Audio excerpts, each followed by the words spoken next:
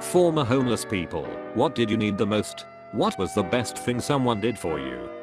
When I lost my job after the Y2K remediation, I wound up broke as a joke and no hopes of job from anywhere in Oregon at the time.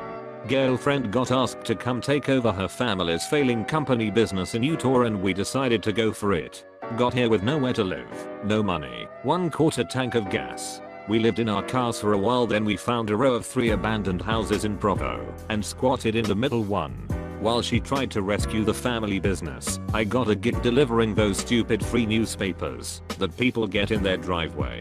Wife's car was a long bed F350, so we could deliver a ton of papers. That's what kept us fed. I was 32 and the paper route was my only income.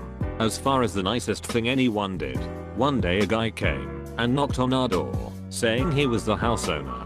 We said sorry and we will pack up and GTFO right now. However, the guy was nice. He said he owned all 3 of these empty houses and thanked us for keeping the crackheads out of them, and he let us stay there. He even turned the power on for us. WTF. 6 months after that I wound up getting a job at eBay, and it was onward and upward from there. So really all we needed was a chance. We got it. Hygiene. Anyone who let me take a shower and shave was an angel. Came here to say this. Most homeless people aren't long-term, living on the street type homeless. They are couch surfing or living out of their car. In my case mostly the former and some of the latter. For maybe 4 months many years ago, I had a job, some savings, and a working car. All I needed was a restroom and shower, so I could go to work and not stink. I saved some money and got a place with roommates when a room opened up. Yes, my situation wasn't severe, but it was common. Luckily I had friends and wasn't addicted to drugs, so it wasn't really a terrible hardship. I usually would do dishes for people after staying there before I left, cleaned up if I was staying at after a party, etc.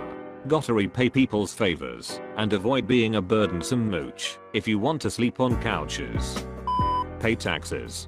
People love telling you to pull yourself up by your own bootstraps, but it's hard when your boots are falling apart and new boots are $50, but I can get drunk for $6. Without a phone and a mailing address you can't get a job, and the only ones who provided those were the government.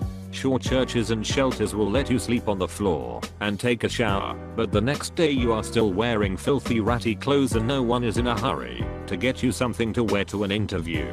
People will give you a job washing dishes, but when you get arrested for sleeping on a park bench and jail is heated, and the park bench is not, guess what, I'll stay in jail instead of washing dishes. People will give you a pittance that makes you hope it will get better, but as soon as something happens you're on your own and back where you started. What got me out of being homeless? A studio apartment that cost the city a total of $1,200 until I could pay rent myself. Homeless people don't need socks or food or healthcare nearly as much as they need somewhere stable to live and eat, and shower and go to the bathroom, where they don't have to worry about their meager possessions getting stolen, or getting robbed or assaulted.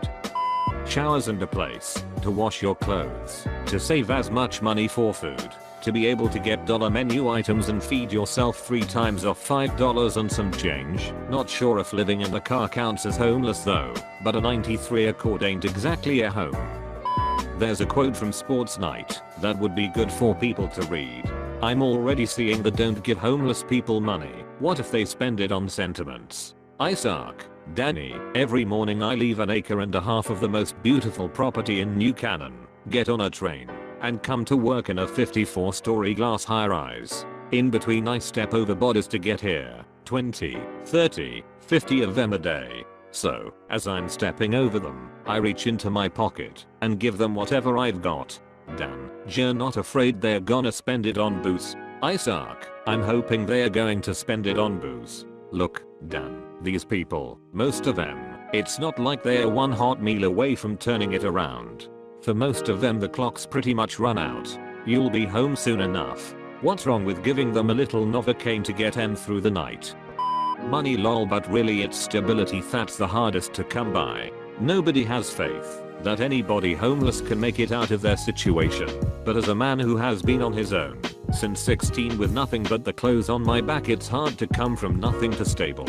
Just need someone to believe that you have the hustle to grind and make it out. What makes that harder are the greedy assholes pretending to be homeless, making everyone think real ones are rare, and they won't know if they are helping someone or just making the world worse.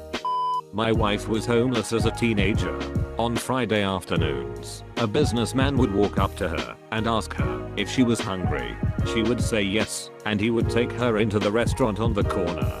She never felt any danger with him, and she has had to cut somebody badly before. He was just some dude offering her a meal. He would let her get anything in the menu.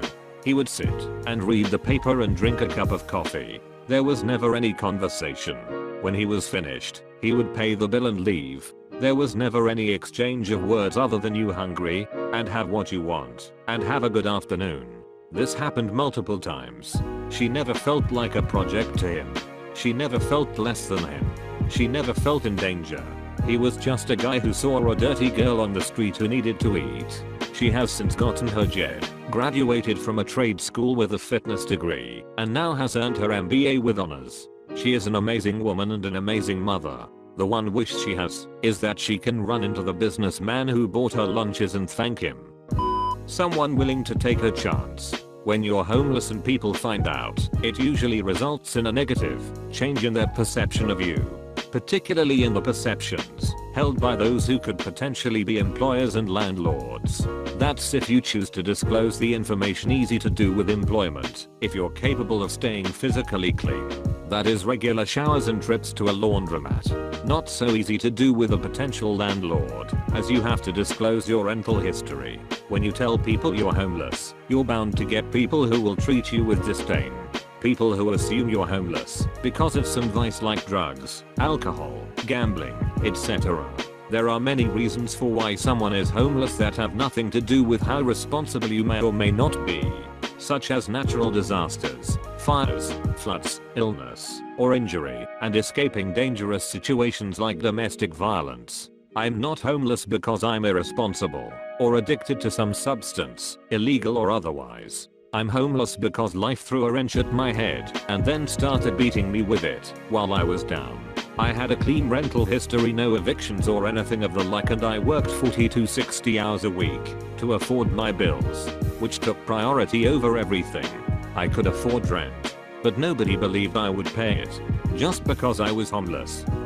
Obligatory, not formally homeless, but my buddy was, and from our experience I would say a place to stay, shower, wash clothes, and some structure. I took him in for as long as he needed, rent-free under the condition that he gets through school and gets a job. Now he is a drafter/designer, has his own place and a nice car. I'm so proud of him and glad that I opened my door to him when everyone else had shut him out. My husband was homeless when I first got together with him. We had been friends for a couple years before anything happened. I was in another relationship at the time, so it started out as helping him with food, place to shower or sleep when I could. But then it turned into more, and I left the person I was with, moved into a teeny tiny one-room apartment with him. Now almost 4 years later we have a 1-year-old son, and it was the best decision I ever made. All in all, my husband says he really just needed love and support while he was in his darkest time. He stopped doing drugs and really turned his life around. It took a lot of hard work, but he did it. He tries to credit me constantly, but it was all him. Definitely letting me shower, giving me new sharp clippers for my toenails. From constantly wearing boots and not having clippers, your nails get really long and start to become really painful. Giving me bags of food for my dog, letting me bathe my dog, fresh socks and underwear, doggy sweaters or rain jackets for my dog, pretty much hygiene for myself, food/treats and warmth for dog face. When I was around 10 to 11 years old, my mom and I went to Aldi. It was cold out, and I walked to our car with my mom and told her to get in, and I'd put the bags in the back seat and take the cart back. I did so, and forgot to lock the grocery cart in, so I trailed back to do so. When I got there, I noticed I had tried to, but I hadn't pushed it in all the way. When I did so, the quarter came out, and I think this homeless older lady with her black lab had been trying to get it. When she realized it had been my quarter, she gave it to me. I quickly told her that it was okay and to keep it, and tried to find any change in my pockets but had none. I went to pet her dog gently and he winced away before I touched him. That broke my heart.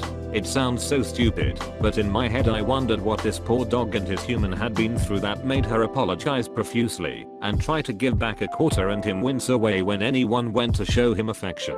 That's the first time I remember ever realizing how sad the world really is. I think about them often and wish I had a chance to do it over and have run to the car to get money for them from my mom. Or anything to help more than a useless quarter did. Homelessness hurts me to see in my city, but when I see any homeless people with animals, I feel it to my core. I aim to open a homeless shelter for those with pets, specifically